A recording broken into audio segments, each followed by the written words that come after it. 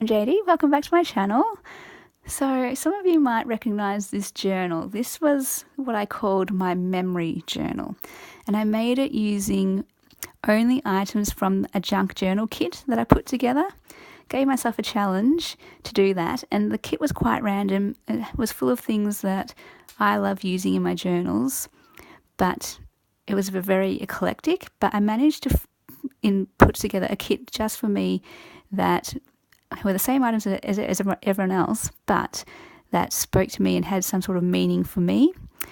And I was going to use the pages as prompts to write about things about my life. So how that the page, what it meant to me, I would write that down on the page.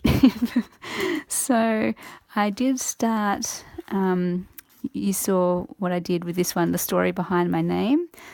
And put J for the start of my name, and just journaled about how I got my name and what it means, some of my nicknames, and the family heritage with this real vintage photo of my great grandpa and grandma and some of their kids. They had 12 kids, I think. So my grandpa was one of the youngest, so he's not actually in this photo, but it's got my grandma's handwriting on it with who is in this photo. And basically that's where I stopped.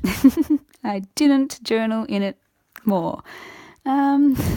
So thing is, what I've learned is that, what I've learned so far, I think, is that, I can't journal in journals that I make myself really well. I've made myself a journal a few times now and have been all excited to write in it, and then it just didn't happen.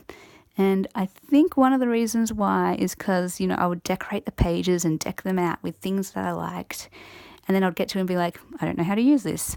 And for example, this one, I filled it up with so many embellishments and pockets and tucks and tags, and that's not my style of journaling. I like a clean slate in my journal so that when I know what I want to journal about, that's when I will put in a tag or a tuck or something. If it's already pre-embellished, I've worked out I don't work that way. Having said that, getting someone else's journal that is already pre-embellished, I kind of work with that better. For example, I got Tsunami Rose's journal that is fully decked out with embellishments, and I've loved, using that. Having said that, again, it was a bit of a struggle and is still a bit of a struggle using that. Whereas what I found, my Daphne's Diary journal, which I've also shared in a previous video, has no embellishments at all and no decorations to the pages. The pages themselves are the decoration. I chose pages that I liked and then just interspersed them with normal coffee dyed paper and coloured paper.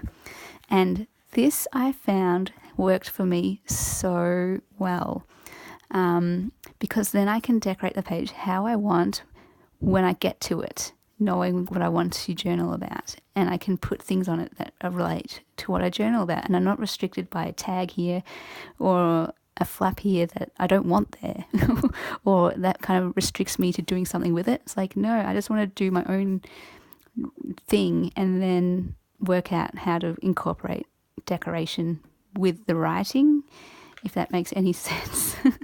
So for example, this, I ran out of space, so then I put a flap in it. But if the flap was already there, I might have been restricted and been like, I don't know what to do. So once I get to the page, that's what tells me how I'm going to use it. So that's as far as I've gotten with this journal too. But there's some other things that I'm going to write in here that I'm planning to write. So that's what I really like, I think, so far, is this kind of journal where it's still really inspirational for me, really beautiful and a happy place for me because of the pictures, but it's blank slate in that once I get to a page, I can do whatever I want with it. Whereas this, I just struggle town. So basically what I've decided then is I'm going to put this in my Etsy shop because I'm not going to use it. I absolutely love it though. I was flicking through it and I'm just like, every single page means something to me. Every single page has a story about why I chose it. And so I am a little bit, sad that I'm not using it. But at the same time, now I've found a bit of my style and I know what works for me. I kind of just want to let this one go.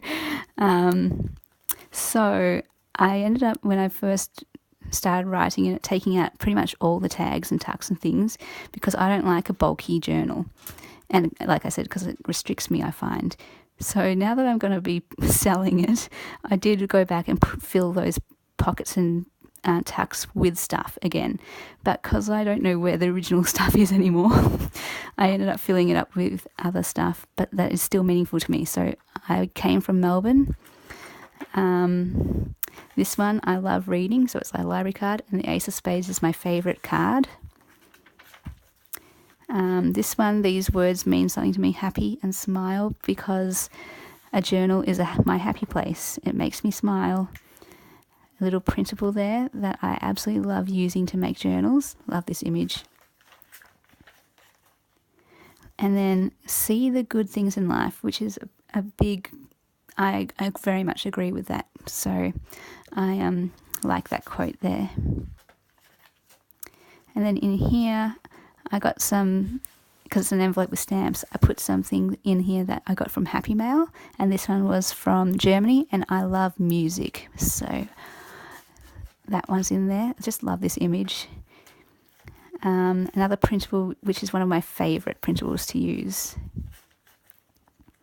And then one of my, here's another pocket, because it represents me getting into a sewing machine now, and creative girl. Well, I am very creative and I'm a girl. Put in the lighted path in this pocket here, which seems to be my most popular artwork.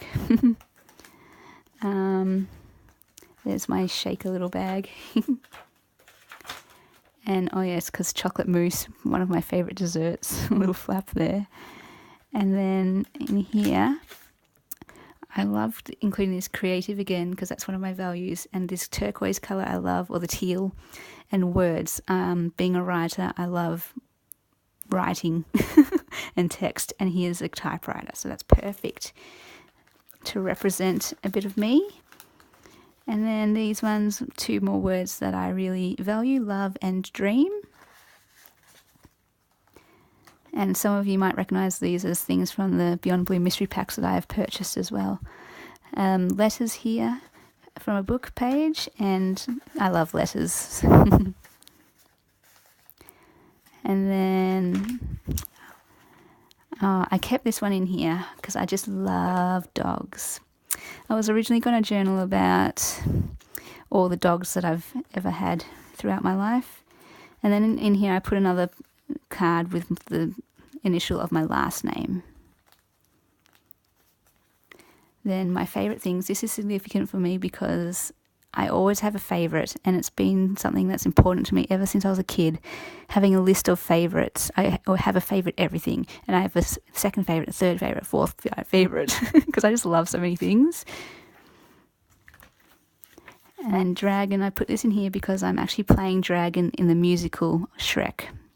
And I was going to journal about my experience in the musical here. This blue card, because I love blue, and again, spades is my favourite suit in the cards, and 3 is my second favourite number after 15.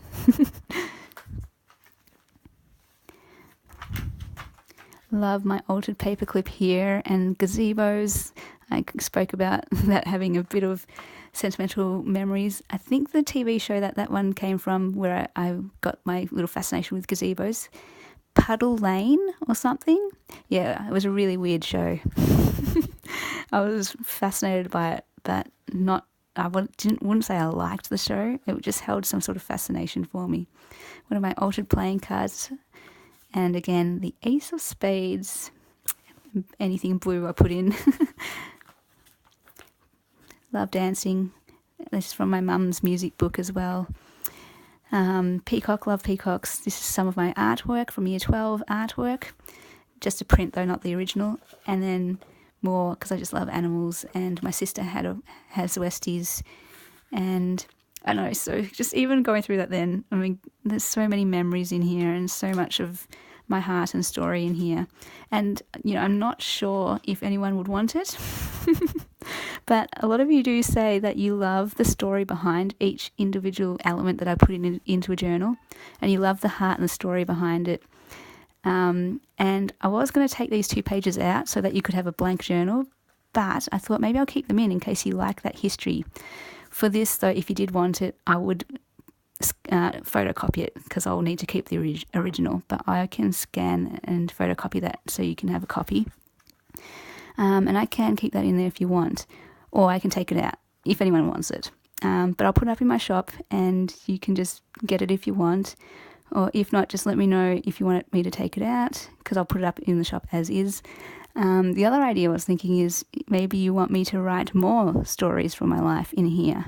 And if you do, I can definitely do that and then still sell that with more of my stories. I got this idea a bit from Amity Bloom because she's doing a giveaway with a journal where she did some of her own journaling in there. And I thought that was so beautiful. I would love that journal to have some of her stories. So that's the idea behind this. Let me know what you think in the comments and I'll see what happens. But yeah, the link in my Etsy shop for this is down below. Otherwise, just, leave me a comment about what I should do. Oh, and then in the front pocket as well is this one with me and being an introvert, mind always thinking. And a journal is a place for me to write my mind and my thoughts. So yeah. So that is my memory journal. I love it. Thanks, guys. Bye.